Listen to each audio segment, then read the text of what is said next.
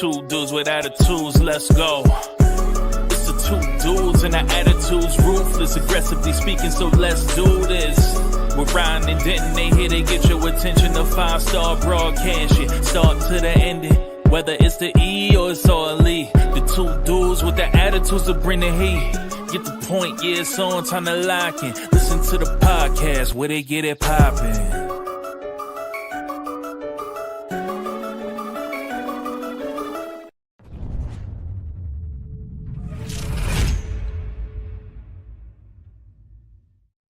It's Two Dudes with Attitudes, a wrestling podcast with your boy Brian Enjoys Wrestling and the Heartbreak Dude Denton. And this is our WW Big E's returning soon edition of our podcast where we're going to talk all things SmackDown, Raw, NXT, and always do our segments. So, Ryan, what's going on? How'd you like this week at WWE? I mean, when things are cooking, they're cooking, right? Yeah, and we're on the road to Survivor Series, and I gotta say, WWE did a fantastic job this week of getting me hyped for that event to a degree. Still got some questions that we need to address here, but yeah, it was a good week of Raw, SmackDown, and NXT. You saying that? Are we gonna fight over the women's war match match or what? War games match? Is that what we're gonna do? Yeah, we might be. I'm okay with it. All right, we'll see. We'll see. All right, so you ready to get into it? We got a lot to talk about. I feel like this will be a jam-packed show. All right, let's get into it. Let's get into the SmackDown review. Cody Rhodes opened the show, and he wants Kevin Owens, but for whatever reason, Nick Aldis is against it, so he'll make a decision soon. Cody says he could not wait long. Obviously not, because he's got like a week to figure it out. Yeah. Sami Zayn will find a fifth member later on tonight. Bayley, you heard that right. Bayley got a win. She advances in the U.S. title tournament, winning the three-way. Sami Zayn talks to LA Knight. Yeah. Chelsea Green and Piper bicker with B-Fab and Mitchin in the back while Mitchin's holding a kendo stick. I guess that's her thing now. LA Knight out for a chat, and he won't do War Games. Take that. Legado del Fantasma interrupts, and the match is on. LA Knight then defeats Berto. Afterwards, returning the phenomenal Shinsuke Nakamura returns and attacks LA Knight. Yeah, first time I've ever said yeah after an LA Knight match. The OG Bloodline, all in t-shirts that look dope, realize no one wants to help them. Jay tells Roman to make the call, but the Bloodline hit the ring to interrupt. Now the brawl is on between the two Bloodlines when Bronson Reed joins in on the fun to attack. Bronson gives Roman the tsunami and stands tall. Kevin Owens posted to social media about saying he'll be there next week, but not for you guys because he loves Utah, which is a lie because nobody loves Utah. And he's doing it for the people. No offense to our Utah viewers out there. Yeah, if you're any out there, let's go. That was just a joke. Motor City Machine Guns defeat the Street Profits by DQ because of Ciampa. Ciampa literally just beats up on everyone until Johnny Gargano comes out to calm him down. Nia Jax defeats Naomi to defend her title. And Roman Reigns with some crazy hair. Looks like he just had a session with somebody. Gives Paul Heyman a call, who is Paul Heyman's number has been disconnected. Roman looks like his dog just died to close the show, and that's the SmackDown review. Roman's great with the facial expressions, man. He literally was like, he looked like defeated. He looked devastated. Yeah, he looked very I love it defeated. too. I love the fakeness to it. It was like, boop, boop, like all loud, like his phone would be like making that sound. And it's not even the voice of the person that tells that the number's been disconnected. And so let's just go right into Where do you want to start? You want to go to Roman? All right. Yeah. So I know a lot of people are speculating that, it's because Solo destroyed Paul Heyman's phone back when, but that wouldn't disconnect your phone. You could throw your phone at the bottom of the ocean and your phone number would still work. It would just go straight to voicemail until you got a new phone. So the phone number is still assigned to you. So Paul Heyman had to have quote unquote changed his number, but I'm curious as to where they're going with that. Was that the guy that the Bloodline wanted him to call? Did he is he calling Paul Heyman to get guidance on who the fifth man should be? Are they thinking Paul Heyman's the fifth guy? Like I was really confused as to because even when they got their ass kicked by Bronson Reed, after as they're standing up, you hear Jey Uso saying, "Make the call, Uso. Make the call, Uso." Like who's he gonna He's gonna call Paul Heyman for what? Brock Lesnar, CM Punk, which are I guess possibilities, but. Or just is Paul Heyman going to be in the match? Did they want him to call Paul Heyman at all? Was it Seth Rollins they wanted him to call? I was just really confused. They kept saying make the call, but then he calls Paul Heyman, and I was just so it added some intrigue to why he was calling Paul Heyman. And is this the first time he's called Paul Heyman since he lost the title? There's all kinds of scenarios and ways that this thing can go. Yeah, so Paul did have two phones, so that is true. He always had two phones. He had one for Roman, one for The Rock, right? Wasn't that his thing, right? I don't see a problem with him disconnecting his phone or even blocking. I don't think it has anything to do with breaking the phone. Obviously, that's stupid. No, but I mean, they might go with it. Who knows? We've had dumber things done with a hand baby. But I think that he might have disconnected because maybe his feelings are hurt, man. That's your dude. He gave everything to you. He took a power bomb, whatever, through an announce table because he refused to acknowledge Solo and only refused Roman Reigns. And then Roman hasn't called him until now. I think that's what it is. And I also think what we're doing is, I don't think it was for Paul Heyman to be. I think Roman needs guidance because they're lost. Nobody wants to be a part with them. They've effed up on everybody. Everybody's against them. So who can help Roman? Roman only survives with this. What was Roman before Paul Heyman? And what was Roman after? So he was only the tribal chief because of him. Also, don't forget, that doesn't take out Zilla and other people because Paul Heyman has always, the reason why he's that guy is because he has ties with all of the Samoans forever. And that was why he was part of it, right? Because he had them back in the days. He knows them. He's basically family like a Sami Zayn is now. He's like that guy. So he is the wise man. So I think he needed it for guidance. And since that was done, and he felt defeated, I think that's why, because now he's I've let the group down. What am I going to do now? I don't have somebody to help me find out who the fifth man could be. Obviously, it's going to be Seth Rollins. We can get into that more on Monday Night Raw.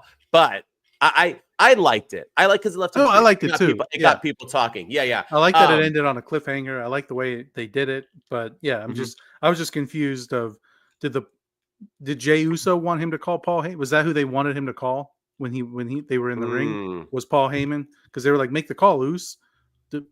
Call who? Paul Heyman? Yeah. It's funny that you keep saying that because I thought make the call meant you decide.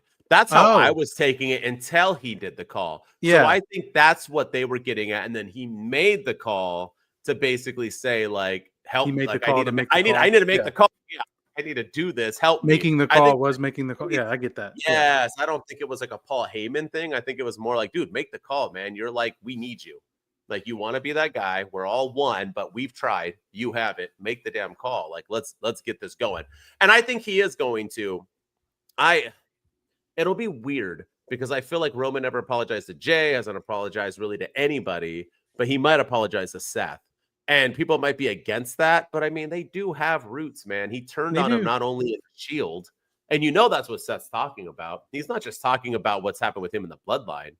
Bro, he turned on him in the Shield and did the greatest, quotations, faction of all time. You know what I mean? That's a big deal, and hasn't forgotten that. And that's what I like about Triple H's era of WWE is that we don't forget. Vince McMahon, they would have never even existed. So Shield, what are you talking about? I don't know what that is. And they would have just moved on with their lives. But now Triple H brings that stuff up. And I think that's what Seth has hard feelings for. So I think SmackDown this week, we're going to get something big on that where I hope so. Roman is going to talk to Seth or whatever. Or Jay and them are going to slap him around saying you don't need Paul Heyman. It's okay. You can do this on your own and blah, blah, blah, blah, blah. Or we won't find out till Survivor Series. Yeah. Who the fifth man is. Paul Heyman. Yeah. And Paul Heyman's going to walk out and everyone's going to be in shock.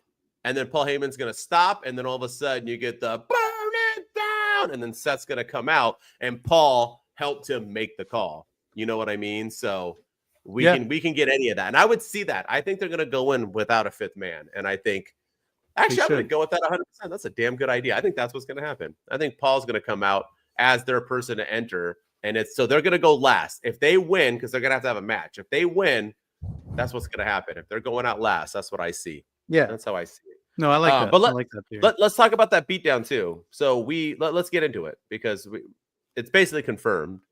Yeah. It's Bronson Reed and Seth Rollins, no matter how we get there. So let's talk about it. Let's talk about how you feel about that and if you like the segment, even though how we feel about it. Yeah, I don't like Bronson.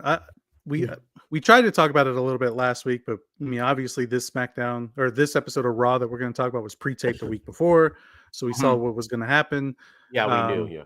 So we kind of had an inkling that it was going to be Bronson Reed and Seth Rollins joining the Bloodline teams for Survivor Series, and I was against it, and I still am.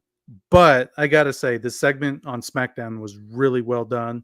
That moment with Jacob Fatu praying to Solo while Bronson Reed is doing the tsunami was a fantastic shot. It was very well done.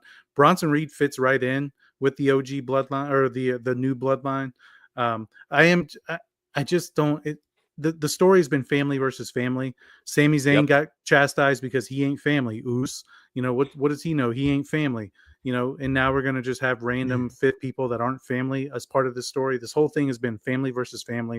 You've been telling us that since the end of WrestleMania. And now here we are, and we're adding random fit people. Don't get me wrong. I love the segment. It was great. I just don't think it needed Bronson Reed or Seth Rollins to be, they should have been separated from it. At all. I hate it just as much as I hated it when I thought it was going to happen originally. Yeah. It's just such a bad idea. This is all about family. And not only that, but Bronson Reed that's on Raw. So we'll talk about that. But they need the rubber match anyway. So why not just have the rubber match of Survivor Series and let them handle it that way? I don't get it unless this is their way of bringing Paul Heyman back, right? Paul Heyman's saving him and Seth's going to come and help. And it's because of Paul Heyman. He makes those connections. Us realizing that Roman needs Paul Heyman. Unless that's the reason, I'm okay with it. But then I don't want them to play a part because I do feel like Seth's going to cost them. And that can't happen either, right? Because then that turns the Paul Heyman aspect into it. So it's like, I don't want them to play a part. It has to be Bloodline members ending it or The Rock or something. Go ahead. There's part of me that thinks it's all, they're going to cancel each other out. That Bronson Reed and Seth Rollins are going to just start fighting right when the match starts, and they're going to like go into the crowd and like take it backstage and just keep beating each other up like they've been doing on Raw. And so the match will just go on without them, and it'll be 4-on-4, which I know exactly. But that's kind of like, I kind of have that feeling too. So that they're just going to cancel each other out. But I hope that's not the case either. I don't really know. I don't know, but I don't like this. It should have been family versus family. And if you couldn't find a fifth member, make it 4-on-4. I know a lot of people. I made a video about this on TikTok last week, and everyone was like, "It has to be 5-on-5. It's always been 5-on-5." No, it hasn't. I just watched Survivor Series 2023 this morning, and the women's match last year was 4-on-4.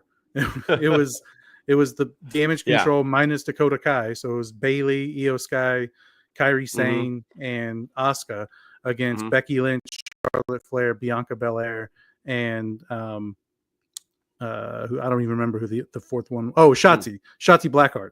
And that's right. She got added it. That's right. Yeah, and it was 4-on-4, and it was a great match. It was fun. So you can do 4-on-4 war games. It's completely possible. So should have just kept it there. I agree, and I want to double up on that.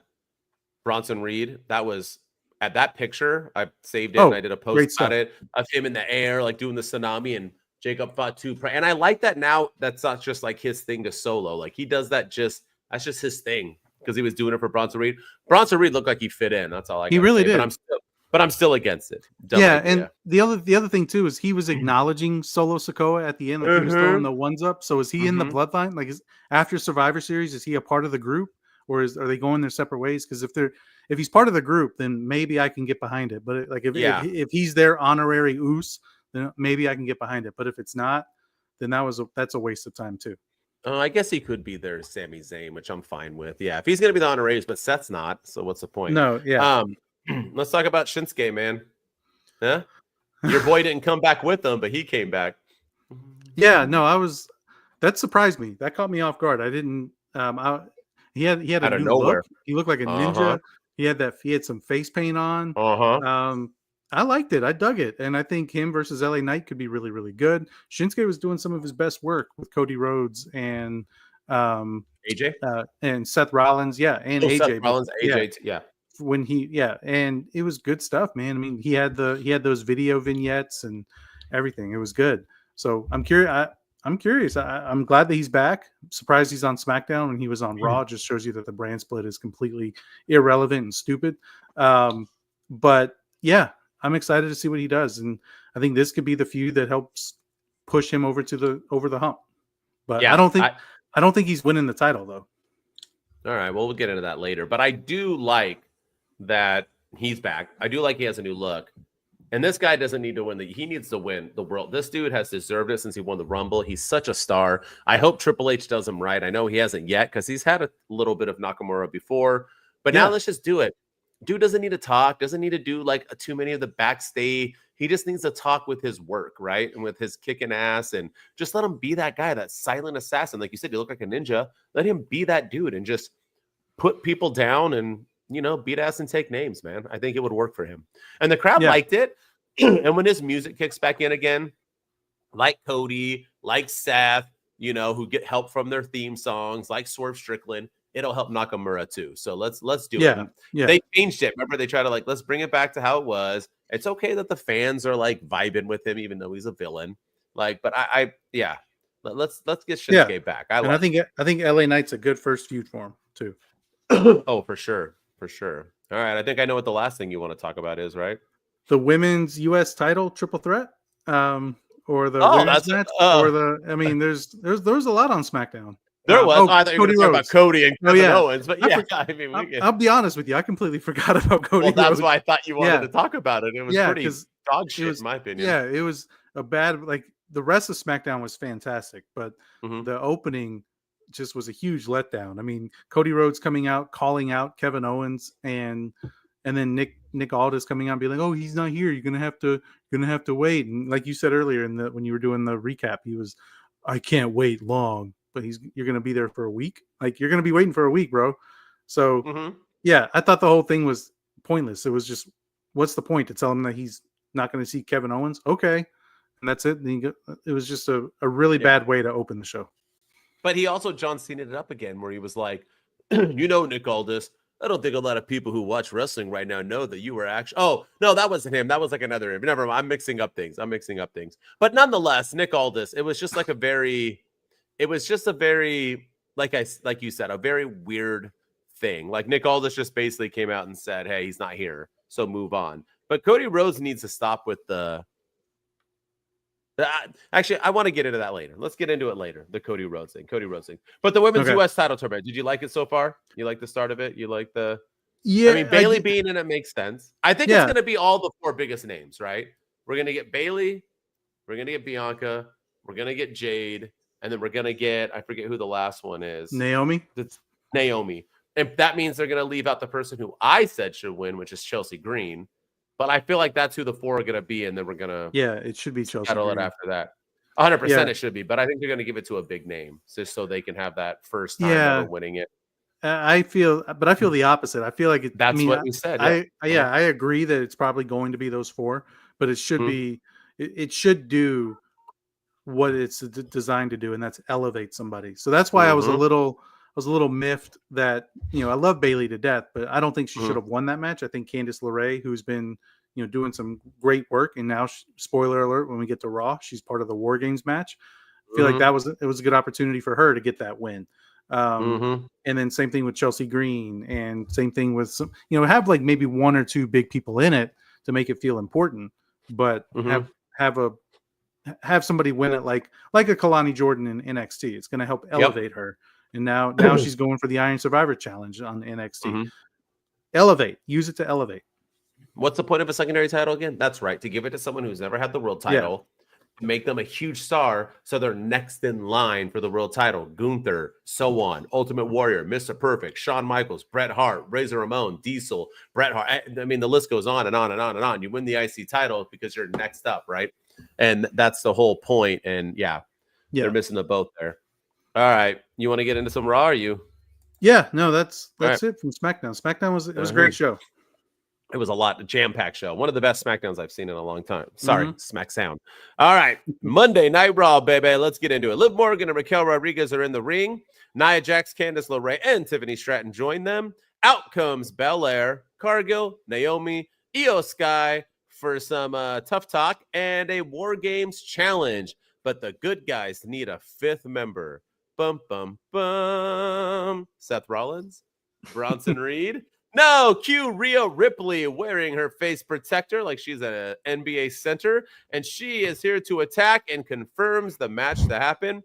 LWO. Yeah, you heard that right. The LWO, that faction that is just needs the attention. It's going. Although Selena Vega did open up by doing like a shaky shake on the things, that had me have to like rethink my life choices. But they defeated American Made. Afterwards, Chad Gable yells and slaps people. Finn Balor tells Carlito and Daddy Dom to get rid of the War Raiders, and JD says him and Finn need to talk this way. Then Finn realizes to tell him to go that way because that's the way Liv and Raquel were. So then they went that way and did not pause or reshoot.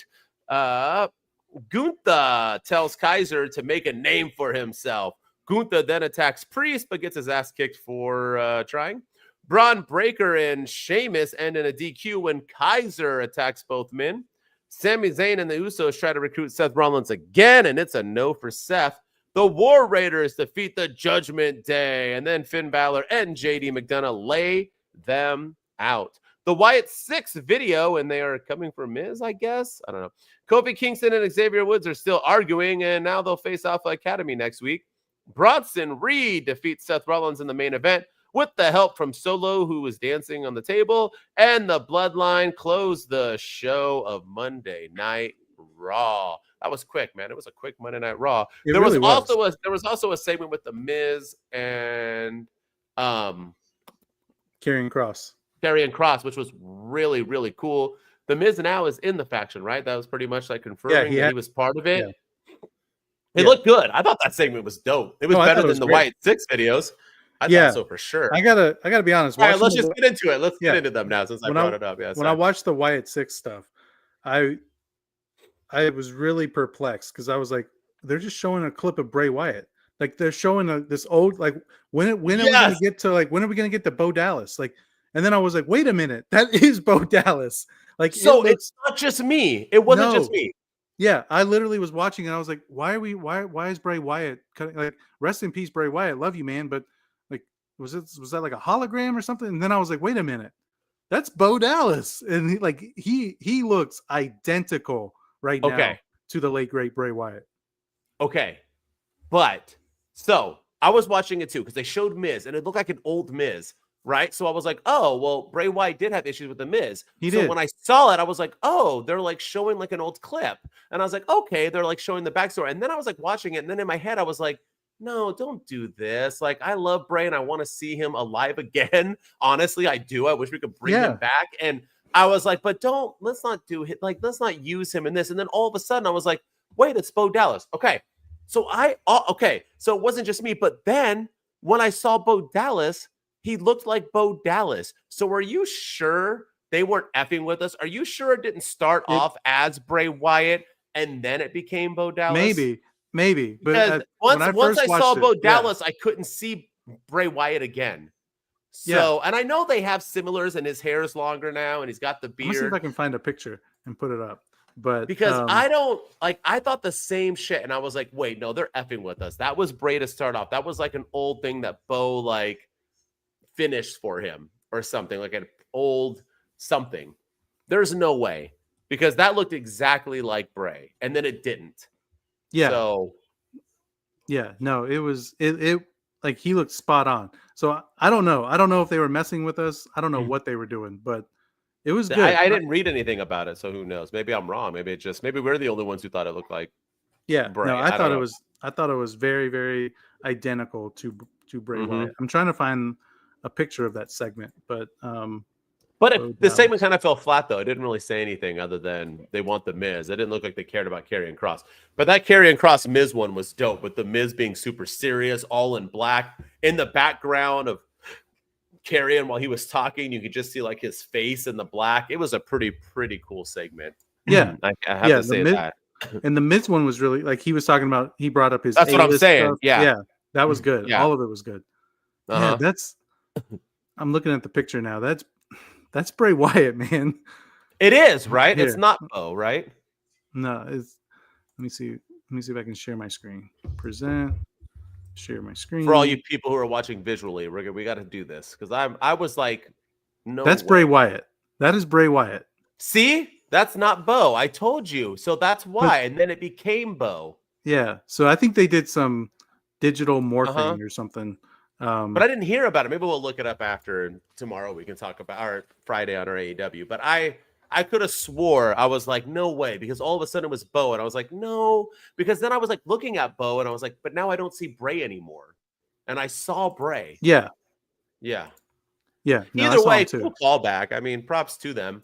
They didn't make it look like it was him, but But nonetheless, I still thought the segment was weak. I liked the Miz and Karrion Kross a lot more. And I like Miz being in the Final Testament. I think it's good for something with Miz to do. He can help elevate them.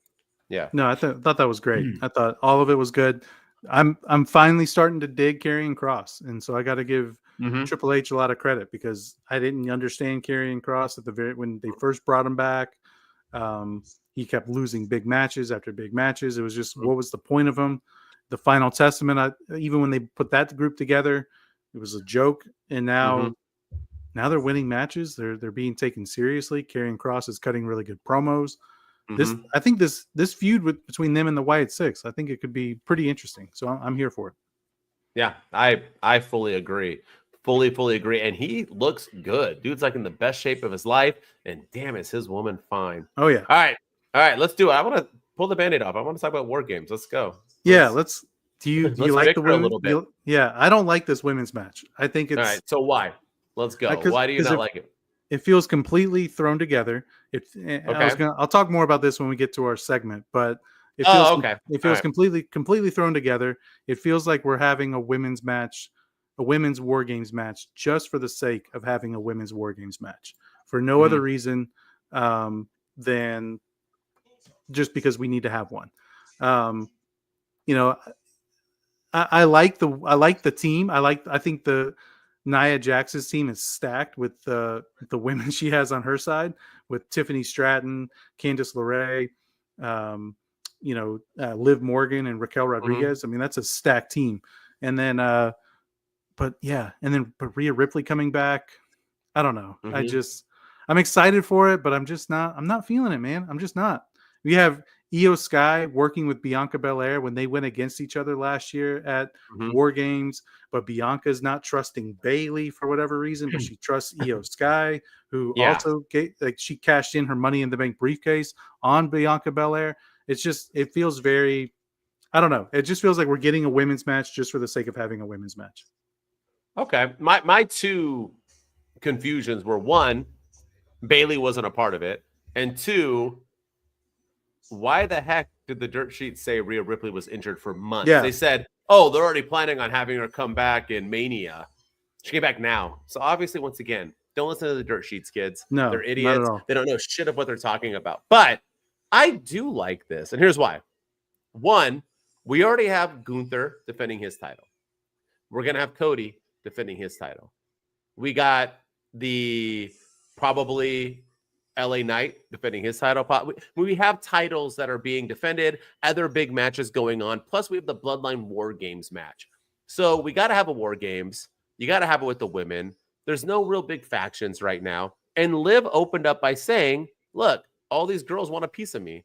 They're all coming for me. They're all gunning for me. If you want me, then let's do it. Come at me in this match. There's 5 of us. Let's do it. And then you had Rhea Ripley. Now you have another wrinkle. And I'm hoping that this is it. Liv can move on with her title. Rhea can move on and move away from Liv. And that's what I'm hoping right now, is that after this, we can just move on from that story. And this is a good way, other than having Liv beat Rhea again. So I like all of this. I think it's awesome. I think it's great. I enjoy it. And I think with these women, you're going to tell me Liv, Raquel, Nia, Candice LeRae, Tiffany Stratton, Belair, these is 10 of the most talented females wrestlers in the world. And this is going to be a banger, bro. And don't forget don't forget, we might have a Tiffany Stratton cash in. And imagine that. So and we might have Liv and Nia laying down on the ground, and Tiffany's going to like choose. Yeah. What if she laid on both of them? Then becomes the undisputed women's champion. Does she win both? That's what I'm saying. There's so much intrigue in this. So I like this match. I'm not going to lie. I think it's going to be fun. I'm intrigued. No, I think the intrigue is there, but the match itself just feels like it's been thrown together at the very last minute. And here we are 2 weeks before Survivor Series, and it's just, we got to have a women's match. So let's put these 10 people together. And I agree with you that there's going to be a lot of intrigue. I'm excited about the match. I have no doubt it'll probably be the better match of the two between the women and the men. It'll probably steal the show like it usually does. But this match just feels completely just thrown together at the very so that's my attitude on it. And I'll talk more about it, like I said, in unpopular opinions. We'll get in there. All right. You know what? You might not want to bring this up, but I want to talk about your boy Chad Gable. Yeah, what the hell is going on with him? I don't want to talk about this. You don't want to talk about Bruno? No. What is going on with him, man? Like, I've lost. Triple H he doesn't fumble the bag very often. He has fumbled Chad Gable in a big way, and I like. What are we doing? Like now you're having your American made is now Alpha Academy that he needs to coach them and take things a little bit more seriously. Now he's slapping them around, and then he slaps his brother, and then he's like, "This is what I wanted from you this whole time." Like it was just very, very weird. I don't like what they're doing with Chad whatsoever. You didn't dig it. So he's lost nonstop, and he lost That's the all he does. WO for crying out loud.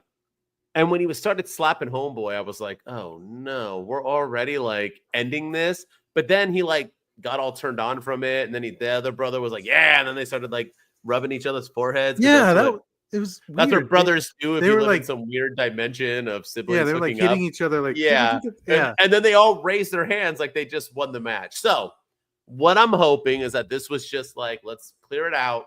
Now we know who, American Made are, and now hopefully they'll be successful moving forward. That's what I'm hoping, but Chad deserves better. He just signed a huge contract. There's no way he signed a huge contract just to like lose a bunch. Yeah, I know, but right? He should have won the Intercontinental title. He should have he should have had a match at WrestleMania, and now he's. Now if like how does he bounce back from this? That's what I don't understand. Well, we'll see. Hopefully this is how they do it. So, all right, what else you want to talk about, brother? Oh man, what's going on with Gunther? You think? Am I onto something with what I said last week that Damian Priest is winning this match at Survivor Series, and then Dirty Dom's taking the belt off of Priest? Could be. I think he's just turning babyface. I don't think he's showing weakness. I think he's becoming a good guy because he told Kaiser, be your own person. And then when he left, he came back and he said, am I the same Gunther? But then Kaiser said, yeah, but then Gunther didn't really respond. Yeah. So that was me thinking like Gunther was like wrong answer. I think what's going to happen is that Kaiser's going to go on his rampage. And I think Kaiser is going to then turn on Gunther, which will fulfill him turning into a babyface. That could mean Priest is going to win because maybe Gunther and Kaiser aren't good for the title match. Obviously, you can't have Kaiser already getting a title shot. So, but yeah, I don't know. That's what I'm getting at. I think it's just a babyface turn. But could he lose? I mean, Daddy Dom beating Damian Priest Raw on Netflix. I mean, sign me up. Either way, as long as Daddy Dom wins the belt on Netflix, as I predicted months ago, I'm all for it. And now it's in LA, homie, at my basketball team stadium, the LA Clippers. If seats are even close to being affordable, I'm going, bro. Dressed up as Daddy Dom, winning that. And that's if a good it's idea. there, We should go to the Raw. Yeah. Fly down, brother. I was about to say, why don't you fly down? We'll go together. It's after Christmas, January. Let's go, brother. Fly down. Come back in March for AEW, and then come back in April for Vegas. Yeah. Let's do it, baby. Let's do it. You can see me as much as I want, as much as you want. Yeah. Yeah. I say we do it. Let's do it. But yeah, it's got to happen. I want to see something's going on with them. Yeah. And apparently we didn't do news, but apparently Netflix wants Cody Rhodes, Roman Reigns, and a lot of all the major stars. They want them on the first episode of Raw on Netflix. So I think something's going down in a big way. You know, I've never bought into any of that shit, by the way. I feel like that's once again dirt sheets. Like, how do they know Netflix wants all the and once again, how does I think it's I've heard like Eric Bischoff and stuff talk about this, and he's said that's bull. He's like, Turner never told me like on Nitro I need Hogan, and I like that's not a thing. You sign and you let them. I think it's obvious, right? Like of course you want of course you want it's the the Rock first show on, ever. Can we have we want Roman Reigns, we want the Rock, we want Cody Rhodes. Like I think dirt sheets are like, okay, this is pretty obvious, so let's run with it that Netflix wants it, because like why wouldn't they? But I don't. And what's going to happen if they don't? Is Netflix going to like cut the ties? Like, Netflix couldn't even have a Jake Paul Mike Tyson pay-per-view. So how are you going to do Monday Night Raw? It better not be buffering. That's all I got to say. Yeah, that's all I have to say. I am worried about that. I am worried it's going to buffer. Oh, big time. All right, I'm trying to dive into here. Judgment Day. What the hell are we? What did JD want to talk to Finn to say that they knew they were going to lose and so they were going to jump them afterwards, or what are we? Why are we ending Judgment Day? Like, why don't we just end it before then if you were going to have them come back? I don't understand. I've been asking this for the last like 3 weeks. So why are we having more dissension amongst the Judgment Day? It's getting old. This is all they did when Rhea Ripley was running the show. This is all they did when they had Damian Priest in there. Now that's all they're doing. They got rid of those. They got rid of their quote unquote leaders, the quote unquote dead weight, and now they're bickering again. And it's just I don't understand. Like, just I don't know. It feels like Triple H, he doesn't really have a clear direction for them. So let's just have them fight amongst each other. Always, it's so stupid, Yeah. But either way, still leads to Daddy Dom winning the title. All right, you want to talk about close out on this main event or what? I don't think there's anything else to talk about, right? Yeah. No, the main event, it was a good match. I don't think he needed it, but I don't like that Bronson Reed won with help from the Bloodline. I feel like the Bloodline should have come out after the match, just because Seth won the first match at Crown Jewel without help, without interference. That, like we said, like Bronson Reed needs to win like the next 5 matches. And like if Bronson Reed had won that match clean and then he beat Seth Rollins again, this time with help, I'd be okay with it. But Seth Rollins won the first match clean, so I felt like Bronson Reed should win the next one clean-ish. Maybe cheat a little bit, but no interference. Show how dominant you are, and then have the Bloodline come out afterwards and beat up Seth. But I like how they did it. I like Solo. Solo, man, is coming into his own as this new tribal chief. He's getting more and more confident each week, from where he was at the beginning of the year to where he is now. For sure. It is big time improvement. So happy for that. But yeah, I didn't like the match was fine. I just wish that Bronson would have won clean. Yeah, I agree. But it was kind of clean, right? Like I said, Solo just kind of stood on the table and was like, hey, it's me, Solo. And then Seth was like, huh? And then Bronson was like, finished. It was pretty stupid. So yeah, we'll see what happens. I mean, it's all pushing to the story of Seth eventually joining. We've already talked about this in this episode. We don't have to keep jumping all over it. But yeah, but nonetheless, good Raw. I like how it started. Well, yeah, I like how it ended. I'm intrigued by everything. And I'm excited for this week. I'm excited for Friday and Monday and then Friday again. Although they're all being pre-taped and so on, which is good. Good on Triple H. People don't give enough props to Triple H for that, but that was like a WWE sin. People didn't get days off. Triple H now gives them all holidays, all they're gonna have Thanksgiving off. Like I think they're gonna film like next week's Raw. They're gonna film Raw after Raw, and then they're gonna film SmackDown after SmackDown. So they're gonna have the week of Thanksgiving off. So good for them.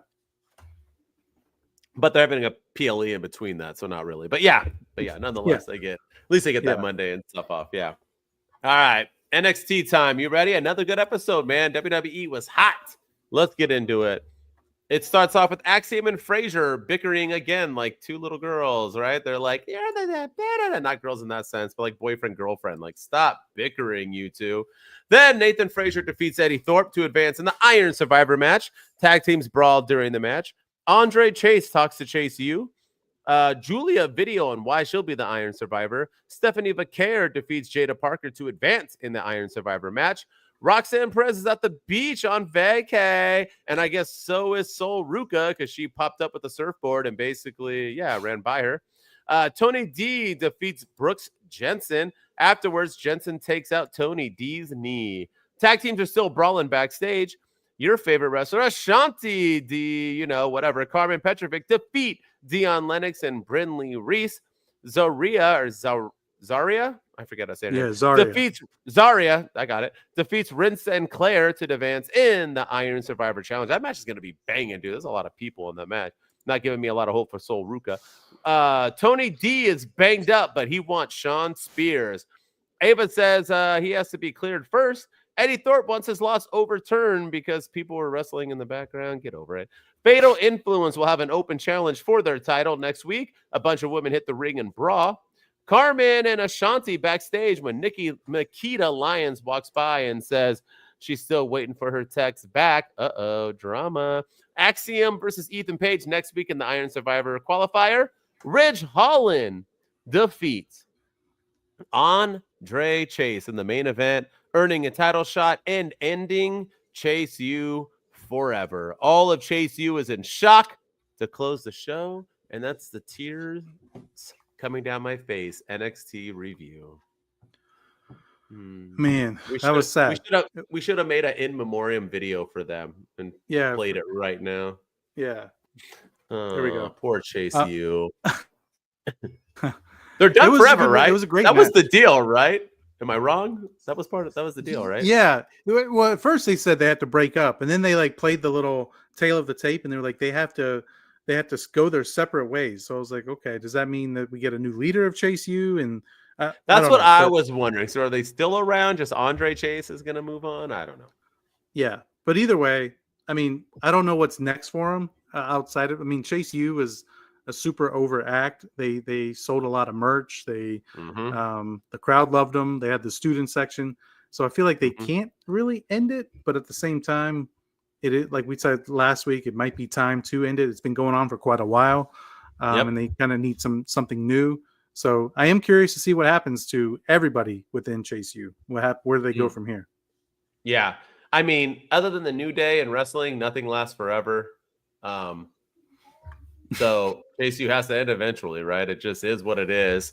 The match was banging, but I want to talk right now, and I'm going to talk about stars upon stars upon stars moving forward with our segment. But Ridge Holland, man, they brought this dude in as a guy who was still injuring people after injuring Big E. What am I going to do? I'm so confused and lost. He got added into Chase U, and they were like, nah, we're going to make this guy completely ruin this college. And not only did he defeat everybody, he defeated Andre Chase twice, ended Chase U, and he has so much momentum right now as a villain. He's getting booed. He is, I mean, you talk about building a contender against Trick Williams, man. This was done well. And even though I'm sad to see Chase U go, sometimes you need to do things for the greater good.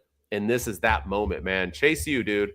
I'm telling you, man. Ridge Holland, I mean, he was a nobody in Sheamus's crew, and now he's a somebody in NXT. This is what the point of NXT is. And it was done. They did the same thing with, Baron Corbin, Mandy Rhodes, and so on, who both now are not in the company. So, Ridge Holland, you don't have good, background going for you right now. You're probably going to leave, or get fired, but nonetheless, or make an OnlyFans. But don't do that. But good stuff on Ridge Holland, honestly.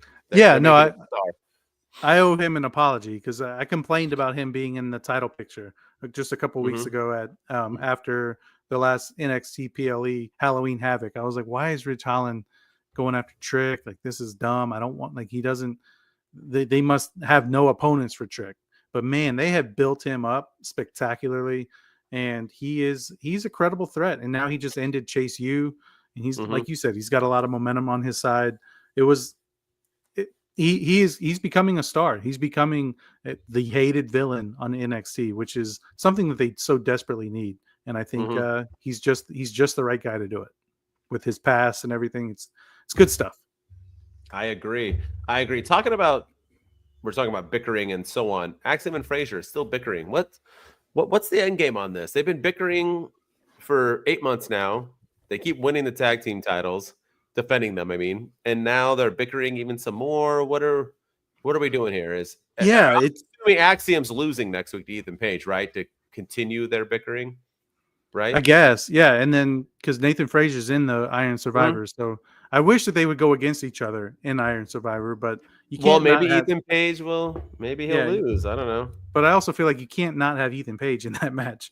No, yeah. So it's kind of a damned if you do, damned if you don't situation. But yeah, I'm over these guys. It just feels like every single tag team right now is bickering all at the exact same time. Gunther and Ludwig Kaiser are upset at each other. Ciampa's mad at Johnny Gargano. The Judgment Day are feuding with each other. The Bloodline can't be trusted. You have the New Day going back and forth with one another. It's just now Frazier and Axiom have been doing this for the last 15 years. It feels like just like I don't understand why all these tag teams are just. It's like is it like a joke in the WWE? Like, hey, let's get as many tag teams together, throw them together, and just have them argue the whole time because that's how it feels, and it's getting old. You're right. I agree with you fully. It's tiresome, but definitely for them because it's been going on for way too long. Flipping long, way too long. I just want to end with Tony D. I don't know if you have more to talk about, but I want to add in Tony D because I've been on him since day one. I was on him so much that we got Santi, the world famous, into watching NXT again. Tony D was a part of that and everything else. He is that dude, and he is showing it. This man feels bigger right now than Trick Williams does, who's basically just doing commentary and refereeing matches other than doing anything else. Tony D is out here. One of my favorite parts of NXT was when he's getting checked on, and then he told Ava, and Ava's like, well, if you get cleared by the doctor, then you can wrestle. And as soon as they're walking away, he literally says, you better clear me. And I'm like, that's what I'm talking about, Tony D. Yeah, doctor, you better clear him or else. I loved it. And then he got cleared and they're wrestling in Sean Spears. And Tony D versus Sean Spears? Oh, yeah. So all day, every day. Yeah. That's what we need. I'm loving it. Tony D is that dude, man. Yeah. No, talk about another guy who's doing some of the best work of his career. It's Tony D right now. I'll even give Sean Spears credit because, I haven't really been feeling him since he's been in NXT. And lately now he's like a mob boss apparently, and he's showing Brooks Jensen how it's done. That's how they got into a car last week, and now this week he's Brooks Jensen took Tony D out at the knee, and that's what caused the injury. It was all really well done. It was really good stuff. I'm curious to see where this little storyline goes, and does Sean Spears take the belt off of Tony D? Who knows? But it's all good. I'm here for it. All of it. It's good stuff. Tony D ain't losing that title, bro. Get out of here with that. Tony D forever. All right. Anything else? Are we good? You ready to move on? Yeah, I think so. NXT was a good week. It was a good week overall. So with that said, WWE, thank you so much for giving us another great week. Y'all are cooking, and when the chef is cooking, he usually continues to. And now we're going to get into our segment. And I know you got a song for this, right? So let's hear it, right? Unpopular opinion, trying to get them. They ain't hating, just listen. If you don't agree, man, they get it. They gon' say it with their chest, even if you upset. They can take the heat, none of this get some stress. This is something they been holding in. Two dudes ain't afraid to tell them what it is. And you might even agree. So open up your minds, come and listen to the team. Good stuff. Good stuff. He needs to go to WrestleMania with us. So let him know. Yeah, we need to invite him. We all need to go. Yeah, we need him there. And we can do some live where he raps it, and then we do it live in front of, Vegas and on the strip. Yeah, we should. We can do a live episode. I'm dead serious. All right. Or at least pre-episodes, like predicting matches and so on. But either way. But anyway, unpopular opinions, brother. This is where we're going to give each other a couple unpopular opinions, meaning that not everybody hates it, but the mass population of the world of wrestling fans disagree. We think this is what should happen. You're going first, as always. Mr. Ryan enjoys wrestling. What do you got for me? Let's hear your unpopular opinion. I can't wait to poo-poo all over it. All right, here we go. Unpopular opinion. I think it's time that we scrap War Games as a Survivor Series concept going forward. I like War Games. I think it's a fun match, and I think we don't have to get rid of it forever. We don't, just for the foreseeable future. It doesn't need to be gone permanently, but I think WWE should make us miss it for a bit, and I think it should be done more on an as needed basis. Like CM Punk and Drew McIntyre, when they had their Hell in a Cell match, that's the first Hell in a Cell match we've had in a long time, and that match needed to end in Hell in a Cell, and they delivered one of the best Hell in a Cell matches ever at Bad Blood. And it'll most likely be a while before we see another Hell in a Cell match. And I think the same thing should be done with War Games. I think the Bloodline versus Bloodline match was perfect for War Games based on the story that they've been telling. And this is kind of the mini conclusion to that story. But then now they're adding random fifth people to the match that aren't in the family, and it kind of lessens the significance of the match for me. And I feel like they're only doing it because it's War Games. If it was just a typical Survivor Series, they could just do 4-on-4. And then same thing with the women's match. Like I said earlier, it just feels like it's been thrown together, and it just feels like we're having a women's War Games match just for the sake of having a women's War Games match. You know, you have Io Sky, who's part of Damage Control, and she's teaming with Bianca Belair this year when they were going against each other last year. And Bianca Belair is treating Bayley like a second-class citizen, but even though Bayley was in Damage Control, but she trusts Io Sky, who cash in money in the bank on her. It just War Games is it's a fun match, but it's hard to see when you're watching it. It's hard to keep up with everything that's going on. So I think we just for the foreseeable future, we don't need to get rid of it forever, but just get rid of it. We don't need it as a Survivor Series concept every single year. Make us miss it for a little bit, bring it back in like 2 or 3 years, and go from there. But yeah, I think we need to scrap War Games for a little bit.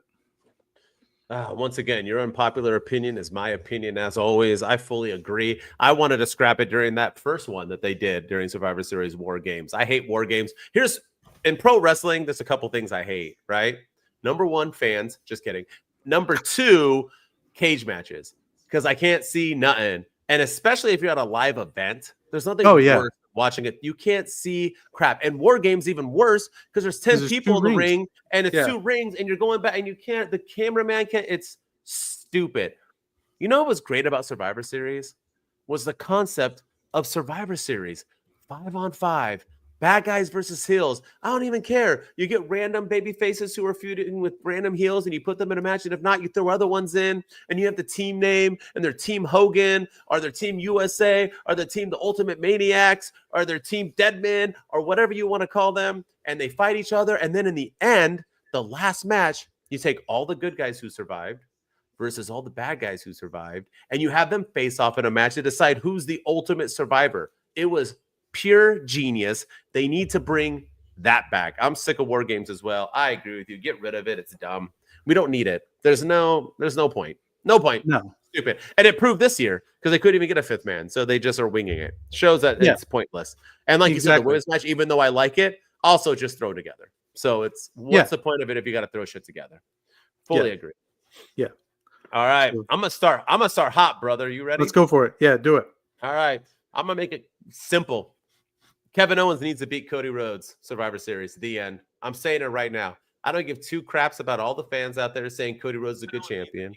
I don't give a crud about WWE claiming that he's the new John Cena and this and that. I don't give a crud about any of it. Cody Rhodes is a stale champion. He's been stale since day 1. There was no point for him to have a long reign. You want to know why? He's not going to beat Roman's record. He's not going to beat Hogan's record. We're not doing this for records. It's just him being champion. Have him lose in 2 weeks to Kevin Owens. That will build Kevin Owens have a threat. Have Kevin Owens beat a couple more people in between. Royal Rumble, we can have Cody versus Kevin rematch.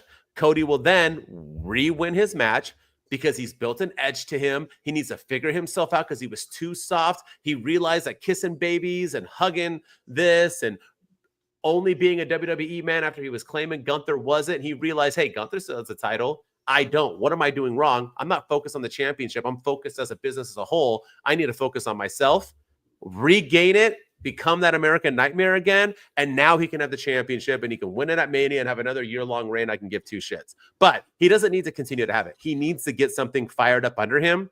Kevin Owens beating him. Kevin Owens deserves to beat him for 1. And 2, Cody Rhodes needs it. I'm sorry. I know a lot of fans out there are like, he's the best. He's not. He's not. He's bad for business. Ratings are down.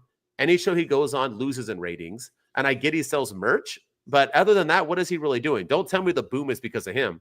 Because when he wasn't around, do you remember when he took over and Roman disappeared? How were the sellouts going? Oh, that's right. They stopped. Their streak of sellouts were done. So let's stop pretending Cody Rhodes is that guy, because he's not. But he can be that guy. Let him lose. Let him get a fire. Let him readjust. You're welcome. I need to work for WWE. Continue. No, I am in full agreement there. Kevin Owens should be what Brock Lesnar should have been to Cody Rhodes. Kevin Owens, when after he lost to Roman, everyone was like, "Oh, he's going to wrestle Brock Lesnar, and that's going to light a fire under him. He's got to go through adversity." He beat Brock 2 out of the 3 times. So, and then he beat Shinsuke. Then he beat everybody else that he got in front of. Kevin Owens needs to not only beat Cody Rhodes, but he needs to dominate Cody Rhodes, like that one match that he had with John Cena, where he just completely Brock and John. Yep. Yeah. I was there live. And just obliterate him, and then take the belt. And then Cody Rhodes realizes, okay, for me to win the belt again, I got to stoop to that level. I got to be that guy. I got to get dirty. I got to get tough. I got to get angry. I got to get rowdy, whatever he has to do. And then he does it, and he wins the belt back. And that's what lights his fire for the match with The Rock at Mania, or the match with Roman at Mania, whatever. But yeah, Cody Rhodes should definitely drop the title to Kevin Owens. I'm in full agreement there, and use it as a way to light a fire under him. Yes, I'm not saying take it away from Cody. I'm saying build it so he can get it back for WrestleMania season. Yeah. Yes, we need a rebuild. Look at what happened with Trick Williams and Ethan Page. I mean, basically the same thing. Ethan Page took the belt. Trick Williams got rebuilt and came back and took the belt off of him. And now he's back to being red hot again. So let's make that happen. It happens a lot in wrestling. All right, what's your last one? What do you got for me? So I'm going to stick with the Survivor Series theme, and I'm going to say that I think I don't know, this might not even be unpopular, but I think WWE should bring the Iron Survivor Challenge to the main roster and make that the new Survivor Series theme going forward. So you can call it like Iron Survivor Series or something. And then you can have the winner of the men's match get a title shot at the Royal Rumble, and the winner of the women's match gets a title shot at the Royal Rumble. So now you have a reason to tune in to watch Iron Survivor. You have a reason to kind of see the format change. You can see a new star be built. You can use it as a way to elevate somebody that maybe they don't have big plans for at WrestleMania season, or is not going to be in the main event, but they can be, they have big plans for them otherwise. So I think, and it'll give you a reason to want to watch the show. Apart from the War Games matches, there's really no reason to watch Survivor Series. I mean, you have no championship matches except for Damian Priest and Gunther, and then you have that's really it. Then you have the Liv Morgans in the match with Nia Jax at War Games. Cody Rhodes probably, unless they do something at the last minute, he may not defend his championship at Survivor. He might defend it at the Saturday night main event in December. That might be the next time he defends it. So we don't really know what they're doing with the titles. So I think this will give you a reason to watch Survivor Series and kind of give you, who's going to get the title shot at the Royal Rumble, and kind of see who the next big thing is going to be going into the new year. So that way you'd have Royal Rumble means something for WrestleMania, King of the Ring means something for SummerSlam, and now Survivor Series means something for the Royal Rumble. So bring the Iron Survivor Challenge to the main roster. Oh, man, the man. Always wanting to bring down the smaller man, don't you? Shawn Michaels and NXT come up with this phenomenal idea. Yeah, it's a great idea. Here comes the rich white man wanting to take that idea away and give it to the bigger. Just kidding. Yeah, right. NXT can't do it forever. I agree, but you still have to do traditional Survivor Series matches. I need traditional Survivor Series matches back in Survivor. So if you're going to do that with that, I'm all for it. I like the idea too of winning a title. I'm tired of the champion just randomly. You got 2 months to build, like they did with the King of the Ring and Queen of the Ring. That was brilliant. And what happened? Oh, that's right. Both people won and moved on. They had 2 months to build to the next time when they got defended. They won it in June. You get the championship in SummerSlam. Perfect amount enough time to build it. Do the same thing with Survivor Series. You win that. You get it 2 months later at Royal Rumble. I love it. You win Royal Rumble. You get 2 months until you get to, for 3 months now, to face it at WrestleMania. I love it. I love it all. I think it's a good idea. Good job. Yeah. Not unpopular in my opinion. All right. We'll see. Yeah. I had 3 of the same exact unpopular opinions, just different people. So I'm going to pick one, and I'm going to choose this one only because you disagreed with me. Shinsuke Nakamura needs to beat LA Knight for the U.S. Championship, and he should not win it back. Unlike Cody Rhodes, LA Knight is super stale. I think his title reign has been a joke. I don't like it at all. I get that he says yeah a lot, and I know that's why this is an unpopular opinion. I get it, but let's LA Knight move on. If y'all like him so much, he can go fight for the title. I said I'd be okay with him fighting for a world championship as long as he got a secondary title first, but you cannot have Shinsuke Nakamura come back and attack somebody again, only to he has done it with everybody. The dude lost the biggest match of his life. He lost when he came. Didn't he come back against AJ and he lost? Every time he comes back and attacks somebody, he loses. Stop doing it. Shinsuke is a star. LA Knight is doing literally nothing with this belt. You have not built him as a who's LA Knight? Yeah, we don't know. Oh, exactly. Yeah, exactly. So that's what I mean. I don't give two shits about LA Knight. Let's move on. He can go do whatever he wants. Take the belt off him. Give it to Shinsuke. He deserves it. Now let's build Shinsuke and build his character so then he can use a secondary title to winning a title shot pretty soon in a year from now. But yeah, Shinsuke needs to beat LA Knight. Just so you know, my last one was Rich Holland needs to beat Trick Williams. I'm all about people needing to beat people. Yeah, so those are my unpopular. Rich needs to win as well. You can't build people up like that and have them lose. That's the same thing with Kevin Owens. All three of them, they need to win. The end. I'm done. Yeah. No, I'm in full agreement with all of those. I think Shinsuke needs to beat LA Knight. I just don't think he's going to beat LA Knight. I think LA Knight will at least win the first match, and then Shinsuke will. I think he'll eventually take the belt off of him.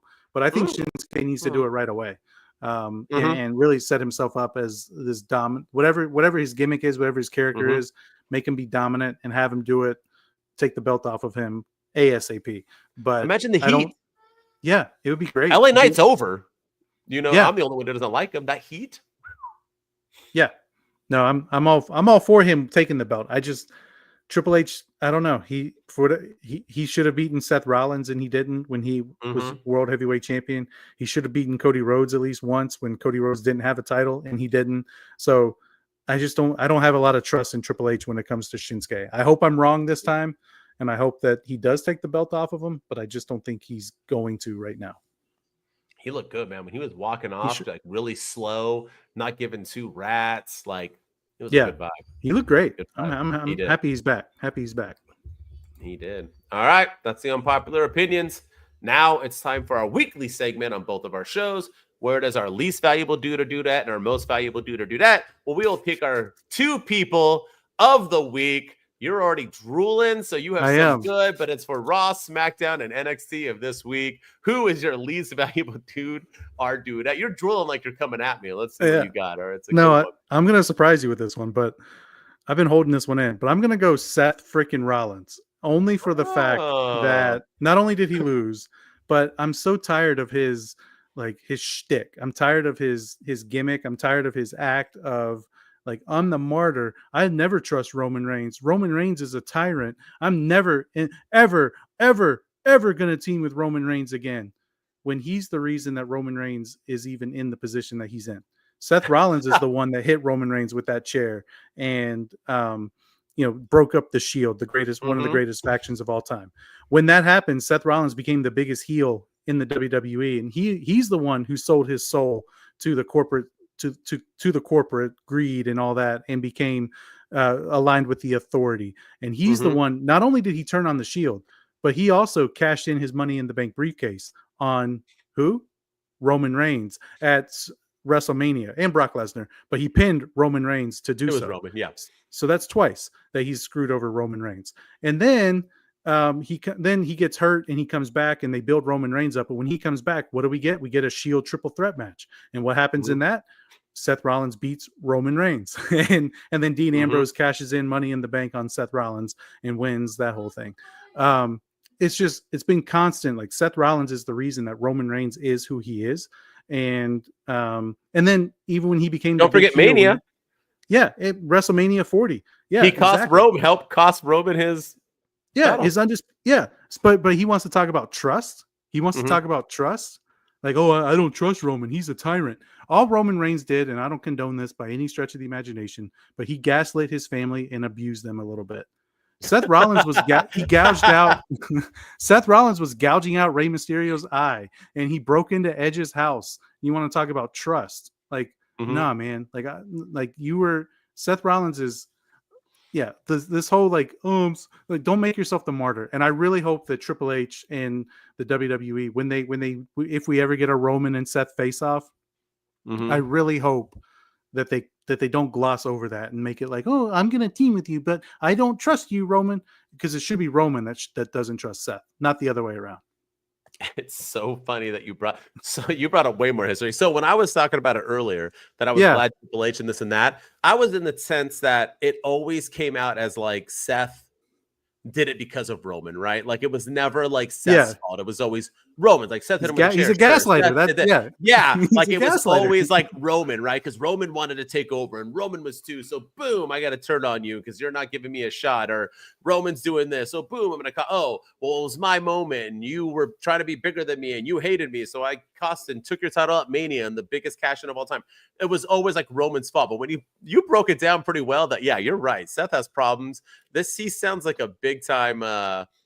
What is it called when you only think about yourself and everybody else is below you? Narcissist. You're a freaking he's a narcissist of a narcissist. Yeah. That's freaking funny. Hopefully, and once again, what was my prediction on TikTok and everything that I thought would happen? That Seth is going to cost Roman. Yeah. Again, his match if he does, again, and now more so since you brought it in my head, even better now. Yeah, man. Why not? But right? he gets LVD just because he's all like, I don't trust Roman Reigns. I don't trust Roman Reigns. I don't like, nah, man. Roman shouldn't trust you. Like, let's just good pick. So yeah, good picks. And he lost the match. Yeah, good pick.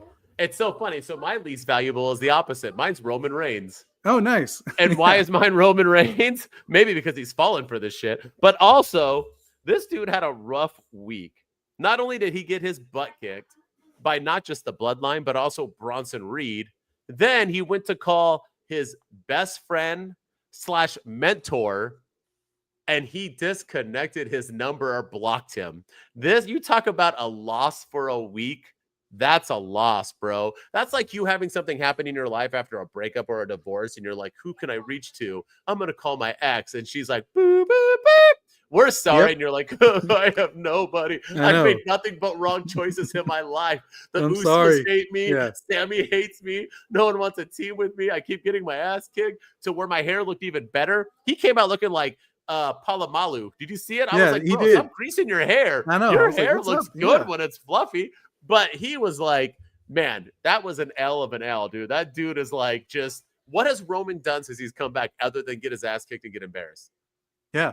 And that's what I love about you had him a couple of weeks. Yeah, because he doesn't care. He doesn't need it. He's Roman freaking Reigns, Cody Rhodes. Take notes. You don't, if you're over, you're over. Doesn't matter if you lose or win. You were over. And he's taking those out. He'll get the comeuppance as well. But I like that as well. Because when you look back to last year, right? I know I'm giving him the L of the week, but last year it was the opposite. He was the one punishing. Then he got the comeuppance. This year it's going to be the opposite. It's storytelling. So we'll see. Yeah, I love it. But he takes my L, man. You get your ass kicked all week, and then you lose your best friend / father figure who changes his number on you. Yeah. Sorry, Roman. Yeah, that's a good pick. That's a good pick. But let's most valuable. There's a lot that could have been. Who did you pick? Most valuable dude or dude out of the week? I'm gonna go Ludwig Kaiser. I loved what he did. We didn't talk about this at all, but I loved what he did on Monday Night Raw with with Gunther telling him to make a name for himself. And not only did he beat the snot out of Sheamus, but he picked up Braun Breaker and threw him around like a rag doll. And like Braun Breaker's like 3 times his size, and he just took him down with ease. And so, I think that was the coming out moment for Ludwig Kaiser. That was a fantastic way to make him a star. I think that he's well on his way to becoming a star. I could see him winning the Intercontinental Championship and having maybe even a longer run than Gunther. And Gunther gets a little jealous, and that's how they break up because he's thinking he's going to break Gunther's record or something. I don't know. Yeah. But I loved what they did on Raw. That was the Ludwig Kaiser coming out party. And it was one of my favorite moments of Raw. So I'm going to say he gets the MVD on that. I love it. Good pick. And I did a whole TikTok about Kaiser. I think not only that, but he's going to be a star fully. I don't think there's any ifs, ands, or maybes about it. I think he's just that dude. And not only does he have the look, That dude is like if you would like chisel your dream body as a male, he's it. He's bagging Tiffany Stratton. And he can wrestle, he can cut promos. And what I like about him is, and I don't want to ever be like, racist in a sense, but same thing with Gunther.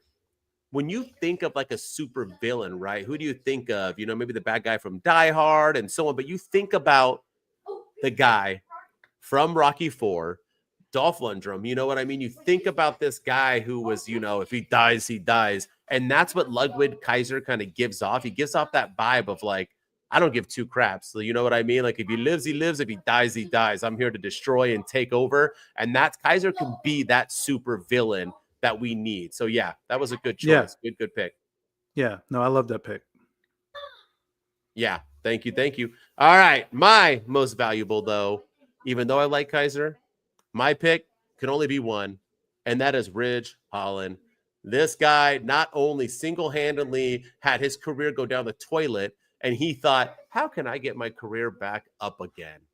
Oh, there's like this crew in NXT. It's a bunch of losers and mediocre wrestlers. I'm going to join their crew, pretend like I like them, win them their first ever tag title, make them get their confidence up, lose it on purpose, and then beat the living shit out of all of them and end their school forever. And that's what he did. He has earned a title shot. And not only has he earned a title shot by defeating Chase U, one of the most beloved factions ever in NXT, if not the most beloved. Now he's going to beat Trick Williams. And I'm going to say it right now. He is going to beat Trick Williams. And he's going to be one of the biggest heels in the WWE or pro wrestling today. Ridge Holland is my most valuable dude. Dude has had a good week, my friend. Good week. Yeah. I mean, he single-handedly destroyed a faction. You don't see that anymore these days. And a school. And an entire university. Yeah, university. Single-handedly destroyed them.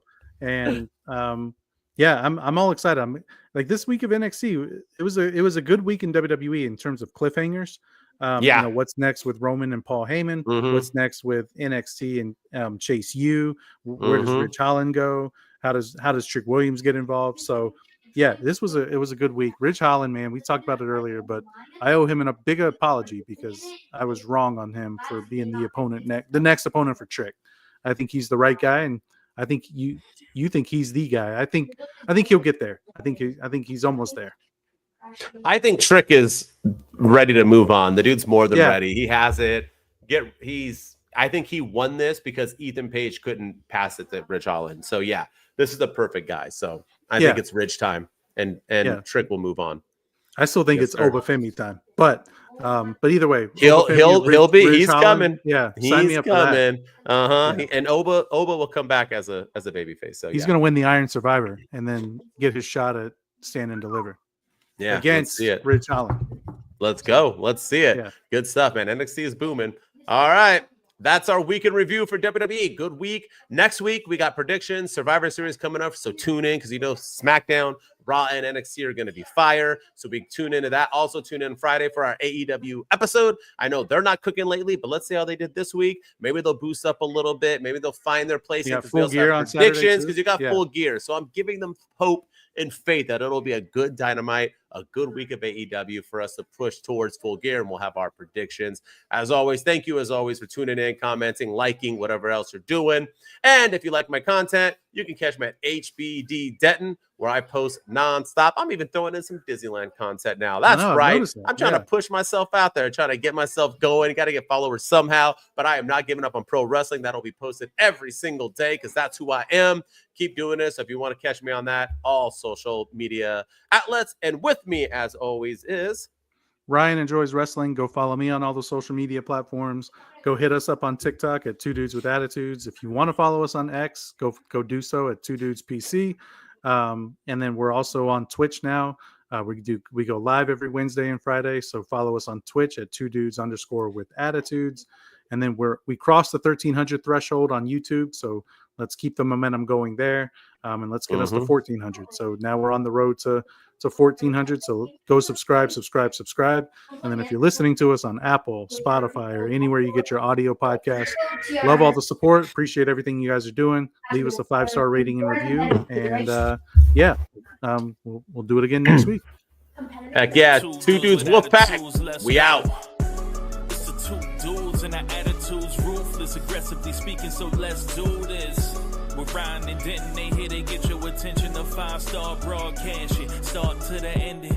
Whether it's the E or it's all E, the two dudes with the attitudes that bring the heat.